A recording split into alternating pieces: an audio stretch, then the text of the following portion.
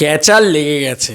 Hey guys, welcome to my channel. আমি মহারাজার। এখন আমরা কথা বলবো হচ্ছে মেগাস্টার শাকিব খান এবং ভার্সেস আফরান নিশো। শাকিব খান এই নামটা মানে তিনি একটা বড় স্টার, তিনি একটা সুপারস্টার, এটা আমরা সবাই জানি। তো আবারও কিন্তু সেই সুরঙ্গ ভার্সেস প্রিয়তমার ক্যাচালটা লেগে গেছে। এবং এই ক্যাচালটা না মানে যখন যখন বড় সুপারস্টারের সাথে অন্য কোনো অ্যাক্টাররা আসেন এবং তারা বক্স অফিসে পারফর্ম করার চেষ্টা করেন, আমাদের এখানেই হয়েছে, প্রচুরবার হয়েছে। মানে এই উইন্ডোজ ভার্সেস দেব বা জিদ্দার সাথে অনেক সময় হয় জিদ্দা ভার্সেস এসভিএফ, এরকম ধরনের অনেক কিছু আমরা দেখতে পাই। তো সিমিলারভাবে শাকিব খান ভার্সেস নিশো, মানে আফরান নিশো দ্য বস, এই জিনিসপত্রগুলো তো হবেই। মানে আমি যদি মেগাস্টার শাকিব খান বলি, তাহলে নিশো দ্য বসও বলা উচিত আমার মনে হয়। আচ্ছা, এবার একটা জিনিস যেটা সবথেকে বড় করে উঠে আসছে এই দাগির টিজার নিয়ে, সেটা নিয়ে আমার কথা বলার কিছু আছে, ঠিক আছে।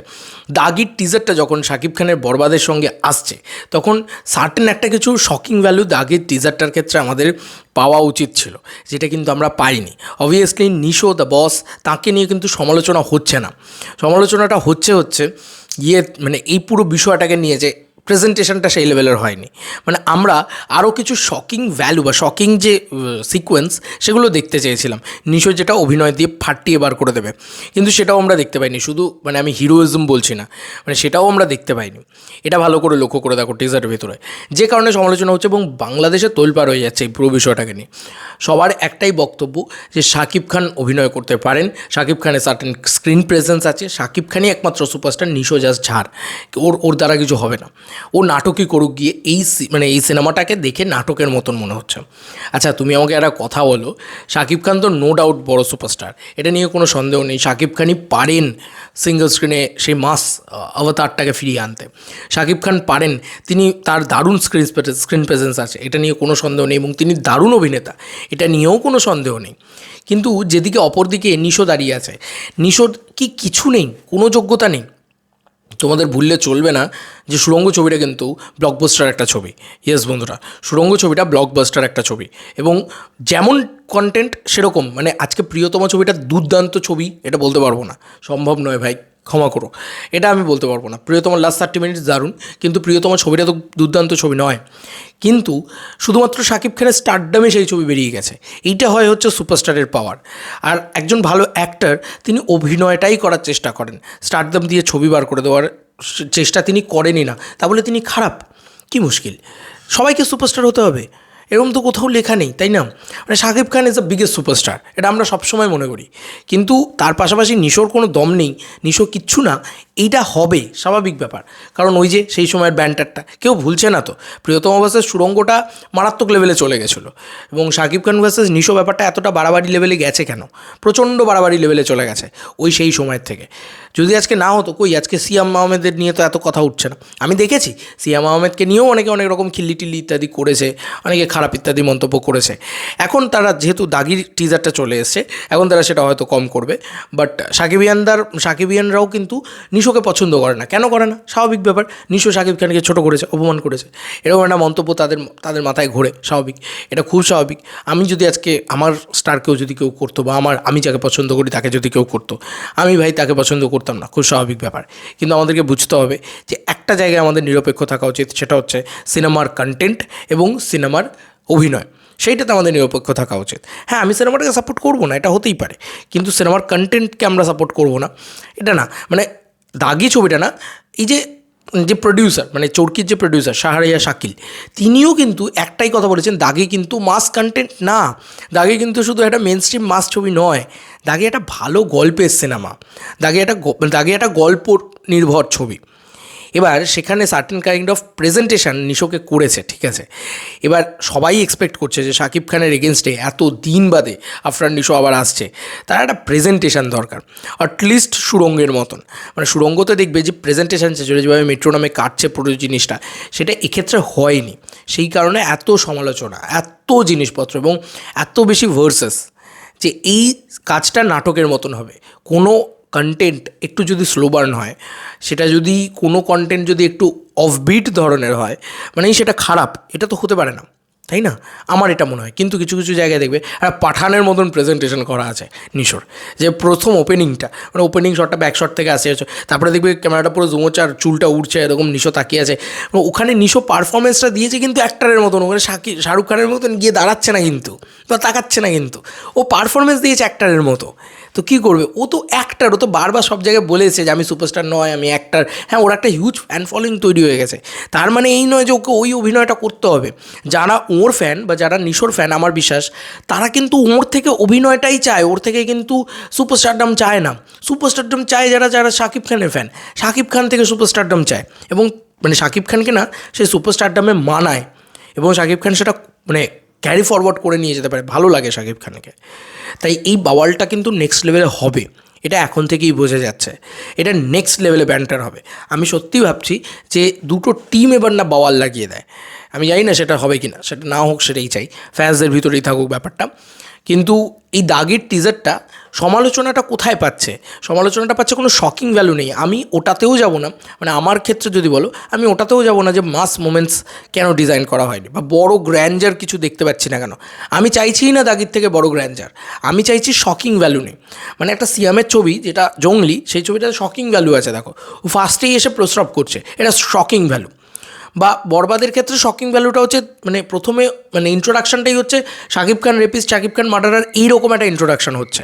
তো সেই জায়গাটা কিন্তু আমরা এক্ষেত্রে পাচ্ছি না, মানে কিছুই নেই এখানে শকিং ভ্যালু, নাথিং। কিন্তু তুমি নিশোর অভিনেতা হিসেবে খারাপ এটা তুমি বলতে পারবে? তুমি বলো তো, নিশো যে ওই যে মানে থাপ্পড় মারার আগে হপ করছে, ওই জায়গাটা কী ভালো করছে নিশো, কী পারফরমেন্স। এবং একটা জায়গায় দেখবে ব্লেজার পরে এরকম বন্দুক নিয়ে আসছে, মানে অ্যাকশন ইত্যাদি শর্ট ইত্যাদি থাকবে কিন্তু এই সিনেমার ভিতরে।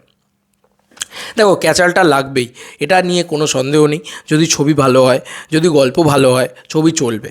এবার এটা তো কেউ মানে সবাই জানে যে বরবাদ নাম্বার 1 পজিশনটায় থাকবে, মানে সে দাগির টিজার আসার আগেও আমরা জানতাম, দাগির টিজার এক্সট্রা অর্ডিনারি হয়ে গেলেও আমরা জানতাম, দাগির টিজার একটা অ্যাভারেজ হয়েছে সেটাও আমরা জানি, যে বরবাদ 1 নম্বরে থাকবে, এটা খুব স্বাভাবিক। এটা তো খুব স্বাভাবিক ব্যাপার। আজকে দেবের ছবি যদি আসে, সেই ছবিটাই তো বেশি মানে মানুষের কাছে পৌঁছাবে, সে তো সুপারস্টার। শাকিব খানও তো সেম সুপারস্টার, সে একটা বিরাট সুপারস্টার, সেই জিনিসটা বুঝতে হবে। এবং সে সুপারস্টার, সে মেগাস্টার, সে তার ছবি যে একটা হিউজ হিউজ ক্যাপাসিটির মানুষ দেখবেন, এটা স্বাভাবিক, মানে সিঙ্গল স্ক্রিনেও মানুষ দেখবেন। এবং নিশো তো স্টারডমকে টার্গেট করছে না, তা বলে কি নিশো খারাপ হয়ে গেল? এটা তো হতে পারে না। অনির্বাণ ভট্টাচার্য কি খারাপ স্টার, বা আজকে আবির কি খারাপ স্টার? এটা তো স্টার, মানে এরা সুপারস্টার নয়, এদেরও তো সার্টেন স্ক্রিন প্রেজেন্স আছে। সেখানে নিশো না যেরকম এরকম লুঙ্গি পরে এরকম নাচে টাচে, ভাই মানে আমি সুরঙ্গর চরিত্রটা জাস্ট ভুলতে পারছি না। নিশো অসাধারণ একজন অভিনেতা, এবং সে ভালো গল্পও চুজ করে। কিন্তু সে এতদিন বাদে একটা সিনেমা করছে, কেন করছে? তার কিন্তু একটা ব্যাপার রয়েছে, এবং এটা মানতেই হবে যে নিশোর একটা হিউজ ফ্যান ফলোয়িংও রয়েছে। তো এরকম একটা পরিস্থিতিতে দাঁড়িয়ে আমার মনে হয় যে আমরা যতটা চেষ্টা করি, যে আমি জানি সাকিবিয়ানরা পারবেই না নিশোকে সাপোর্ট করতে হবে না, কিন্তু ব্যাপারটা হচ্ছে নাই দেখলাম, নাই বললাম, নাই ইয়ে করলাম। বাট আমার মনে হয় একটা সুস্থ স্বাভাবিক দরকার। কেন দরকার? এবার এখানেই আসছি, কেন দরকার। কারণ বাংলাদেশে না খুব একটা সাকসেসফুল ছবি নেই। একটা শাকিব খান সাকসেসফুল ছবি ডেলিভার করছে, নিশোর লাস্ট ছবি সাকসেসফুল হয়েছে, মানে তার প্রতি একটা ভরসা রাখা যায় যে সে সাকসেসফুল ছবি ডেলিভার করবে। যদি একটুখানি ভরসা করা যায়, তাহলে আমরা কিন্তু একটা 3-4টে সাকসেসফুল ছবি দেখতে পারি। হ্যাঁ, বরবাদ তার ভিতরে 1 নম্বরে থাকবে, এটা সবাই জানে। বরবাদ সব থেকে বেশি ব্যবসা করবে, কারণ ওটা একটা বিগ বাজেট মাস কমার্শিয়াল ছবি। দাগি নট মাস কমার্শিয়াল ফিল্ম, কিন্তু দাগির কিছু কিছু জায়গায় প্রেজেন্টেশন রয়েছে, এবং এখনই এটাকে নাটকধর্মী ছবি, এখনই এটাকে এরকম এটা ওটা, মানে আমি জানি এই ট্রোলগুলো হবে, স্বাভাবিক। কিন্তু মানে এত তাড়াতাড়ি লেগে গেল।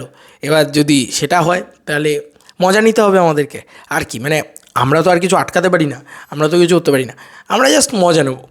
তবে হ্যাঁ, আমি যদি বলি, অনেকেই নিশোকে এখন মানে নিশো দেখতেই মানে নিশোকে দেখলেই গালাগালি করবো, নিশো মানেই খারাপ, এই ব্যাপারটা যদি হয়ে যায়, সেটা আলাদা কথা, সেটা আলাদা প্রশ্ন। তবে দাগির টিজারে নিশোর পারফরমেন্স আমার নো ডাউট ভালো লেগেছে। নিশো পারফরমেন্স দিয়ে মানে খারাপ কন্টেন্টকে পারফরমেন্স দিয়ে বার করে দিতে পারে। নিশোর সেই পারফরমেন্স ক্ষমতা রয়েছে, আফরান নিশোর সেই ক্ষমতাটা রয়েছে। তো এবং তিনি একজন সুদক্ষ অভিনেতা, সেটা আমি অন্তত কখনো বলতে পারবো না।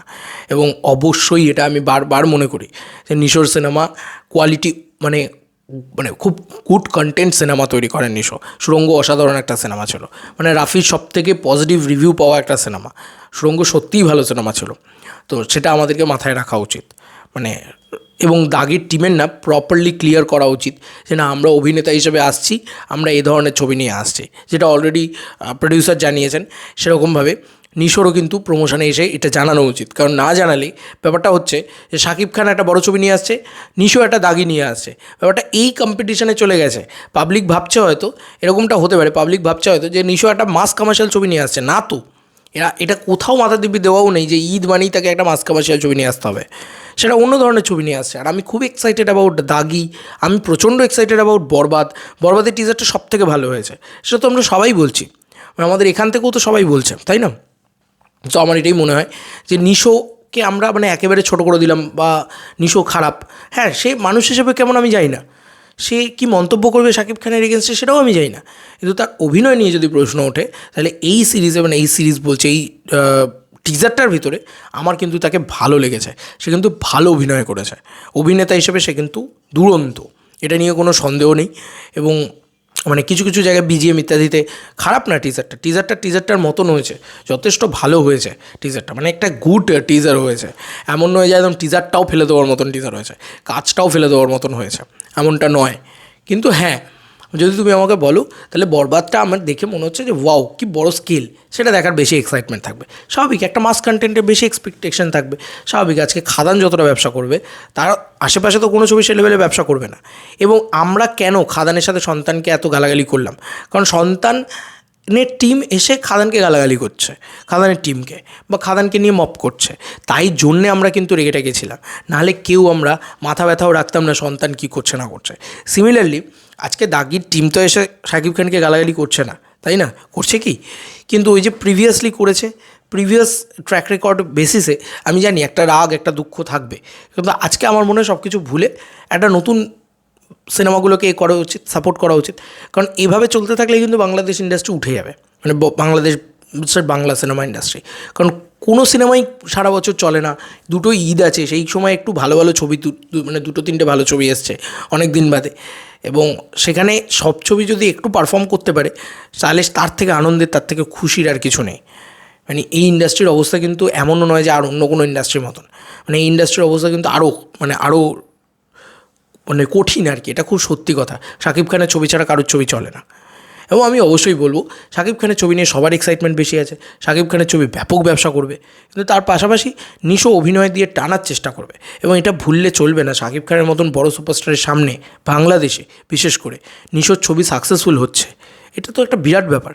চঞ্চল চৌধুরী বক্স অফিসে সাকসেসফুল ছবি ডেলিভার করেছে, সে কিন্তু স্টারডম দিয়ে করেননি, তো সেটাকেও তো আমাদেরকে মানতে হবে, সেটাকেও তো আমাদেরকে সেলিব্রেট করতে হবে।